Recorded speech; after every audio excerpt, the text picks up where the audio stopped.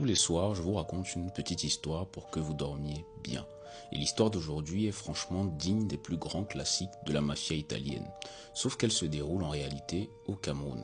Et tout commence par une vidéo devenue virale sur les réseaux sociaux.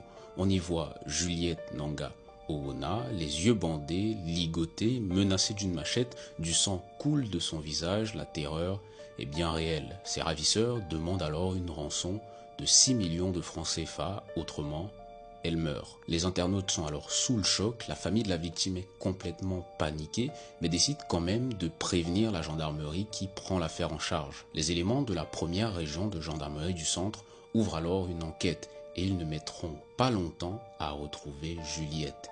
Elle est à Ebolova et elle est retrouvée en pleine discussion totalement amicale sans la moindre contrainte avec ses prétendus ravisseurs. Elle est bien entendu récupérée par les gendarmes qui s'interrogent sur la scène à laquelle ils viennent d'assister. Et face aux enquêteurs, elle avoue absolument tout. Je me suis habillée, il a pris sa cravate, il m'a bandé les yeux, mes mains étaient attachées avec mes pieds, il m'a fait boire la substance aussi qui était là pour jouer le rôle du sang en fait. Je lui ai dit comment il devait mettre la machette.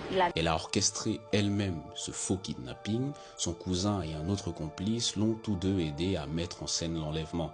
Le faux sang, la vidéo, les menaces, tout n'était qu'un leurre. Son seul objectif était de récupérer l'argent pour aller rejoindre son compagnon installé au Canada. Mais l'affaire ne s'arrête pas là. Les enquêteurs découvrent que Juliette n'en est absolument pas à son coup d'essai. Le trio serait responsable d'au moins 3 autres affaires du même genre. Et leur mode opératoire est tout simplement diabolique. Ils récupèrent les numéros de téléphone figurant sur les avis de recherche ou de perte d'objets publiés dans les médias, appellent les propriétaires ou les victimes et tentent de les extorquer. Juliette est également connue pour escroquer ses propres prétendants. Une source anonyme confiera « Dès qu'elle se retrouve seule avec toi dans une chambre, elle te détrousse ». Juliette avouera elle-même avoir soutiré 250 000 francs à un de ses prétendants à Douala. Lorsqu'on lui demande pourquoi est-ce qu'elle a commis un acte pareil, elle donne une réponse qui en dit quand même long sur le fonctionnement de notre société aujourd'hui. Elle dit qu'elle a simplement été inspirée par un film sur Netflix.